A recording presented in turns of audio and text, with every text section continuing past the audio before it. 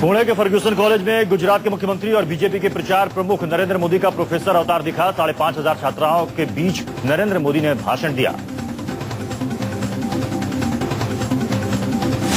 गुजरात के मुख्यमंत्री नरेंद्र मोदी ने अपने भाषण में कहा कि पिछले 60 सालों में भारत चीन से काफी पिछड़ चुका है। भारत को तरक्की की रफ्तार बढ़ानी होगी। गुजरात के मुख्यमंत्री ने इशारों में कांग्रेस पर निशाना साधा। मोदी ने अपने भाषण में कहा कि विकास के नजरिए से देखा जाए तो आजादी से पहले का भारत आज से ज्यादा बेहतर था। कांग्रेस के 60 साल के कुशासन से भारत पिछड़ गया। भाषण के बाद तकरीबन 3 बजे मोदी पुणे के बीजे मेडिकल कॉलेज ग्राउंड में आयोजित एक जनसभा को भी संबोधित करेंगे। इस सभा को निश्चय सभा का नाम दिया गया है। कार्यक्रम में महाराष्ट्र बीजेपी के बड़े नेता भी शामिल होंगे। राइटर को दिए गए मोदी के इंटरव्यू के बाद अब आपत्तिजनक बयानों का दौर शुरू हो गया है। केंद्रीय मंत्री और कांग्रेस के नेता बेनी प्रसाद ने मोदी पर जवाबी हमला किया है।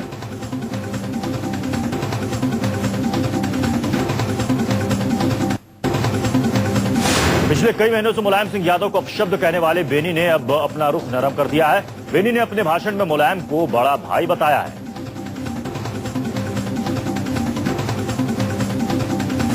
केंद्रीय मंत्री बेनी प्रसाद वर्मा ने भविष्यवाणी की है कि अगले साल के चुनाव के बाद राहुल गांधी ही देश के प्रधानमंत्री बनेंगे। देश का भविष्य राहुल जैसे नेताओं के हाथ में ही सुरक्षित है। बोफोर्स घोटाले के मुख्य आरोपी ओतावियो क्वात्रोकी की शनिवार को इटली के मिलान शहर में हार्ट अटैक से मौत हो गई। इसके साथ ही इस घोटाले के अहम राज भी दफन हो गए।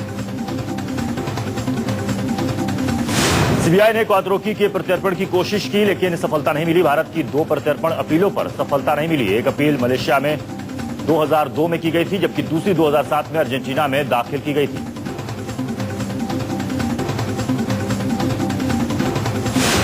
जनता पार्टी के प्रमुख सुब्रमण्यम स्वामी ने कहा कि क्वात्रोकी की मौत से केस पर कोई फर्क नहीं पड़ेगा। बोफोर्स घोटाले का मामला दोबारा खोला जाना चाहिए।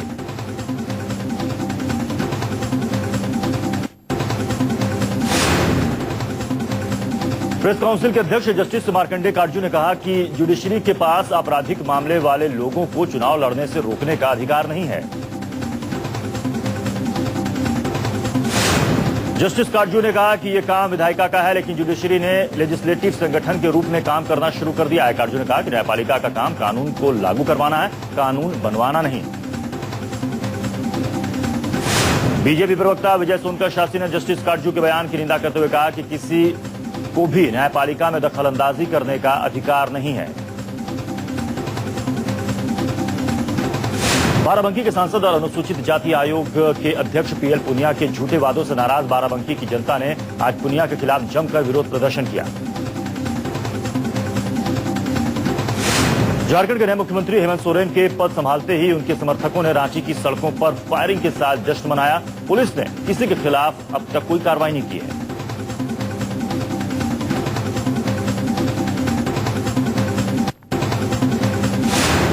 अमरनाथ यात्रा के यात्रियों की सुरक्षा को ध्यान में रखकर सेना ने एक ट्रेनिंग कैंप चलाया है। जवानों को हर तरह की आपदाओं में लोगों को सुरक्षित निकालने के लिए ट्रेनिंग दी जा रही है। केदारनाथ की तबाही को देखते हुए सेना ने पहले ही कमर कस ली है, ताकि किसी भी हालत में श्रद्धालु बेफिक्र होकर अमरनाथ यात्रा पूरी कर सके। सेना के जवानों ने पहाड़ों से उतरने की ट्रेनिंग ली। केवल 2 मजबूत रस्सियों के माध्यम से ऊंचे पहाड़ों से सेना के जवान बहुत तेजी से उतरते हुए दिखाई दिए। नदियों के तेज बहाव से निपटने की भी सेना ने पूरी तैयारी कर ली है। जवानों को नदियों को पार करने की भी जबरदस्त ट्रेनिंग दी जा रही है। सेना ने किसी भी तबाही के वक्त रेस्क्यू ऑपरेशन के लिए 10 टीमें बनाने का संकल्प लिया है। ये टीमें सैलाब, भूस्खलन, हर तरह की आपदा से निपटने में एक्सपर्ट होंगी।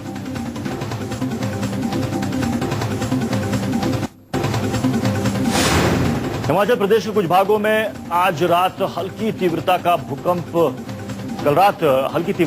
झटका महसूस किया गया। भारतीय मौसम विभाग ने बताया कि भूकंप की तीव्रता रिक्टर स्केल पर 4.5 मापी गई।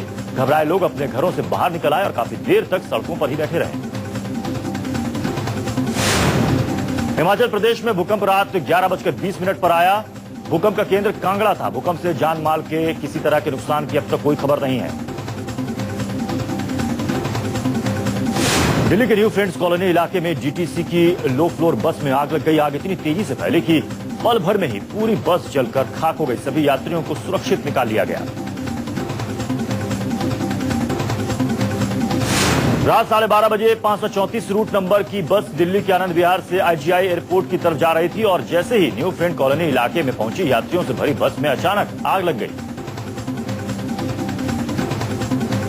मुंबई के विलेपार्ले में रेलवे स्टेशन पर एक 11 साल का बच्चा स्कूल ड्रेस में रेलवे पुलिस को मिला है। बच्चे का नाम हारून है और वो केवल अपना ही नाम बता पा रहा है। बच्चे के परिवार का पता चलने तक बाल सुधार गृह में उसे रखा जाएगा।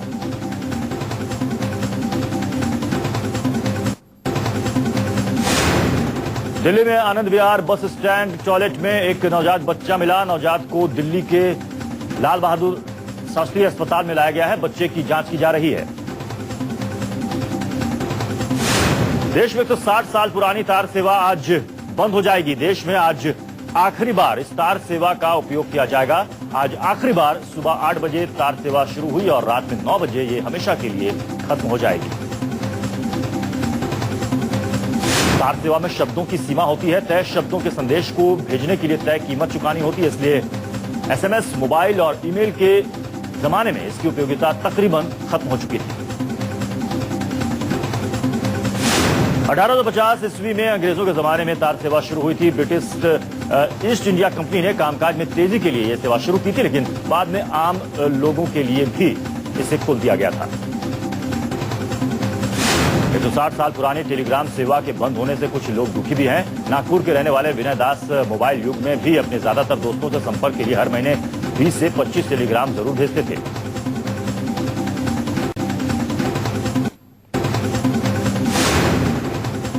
अमेरिका दौरे पर गए कॉमर्स एंड इंडस्ट्री मंत्री आनंद शर्मा ने कहा कि भारत अमेरिका के साथ निवेश संबंधी समझौते पर बातचीत के लिए तैयार है। इससे दोनों देशों के बीच व्यापार संबंधों को नई मजबूती मिलेगी। खुदरा महंगाई दर में फिर से बढ़ोतरी होने के चलते रिजर्व बैंक के लिए चिंताएं बढ़ गई हैं। सरकार के जारी आंकड़ों के मुताबिक महंगाई की दर 3 महीने बाद फिर से बढ़कर 9.87% पर पहुंच गई। आरबीआई 30 जुलाई को चालू वित्त वर्ष के लिए पहली तिमाही की कर्ज और मौद्रिक नीति की समीक्षा की घोषणा करेगा। उद्योग जगत ने ब्याज दरों में कमी होने की उम्मीद जताई है। महंगाई दर बढ़ने के चलते आरबीआई रेपो रेट और सीआरआर में कटौती से परहेज कर सकता है। ऐसे में कर्ज सस्ता होने का इंतजार कर रहे उद्योग जगत को एक बार फिर निराश होना पड़ सकता है।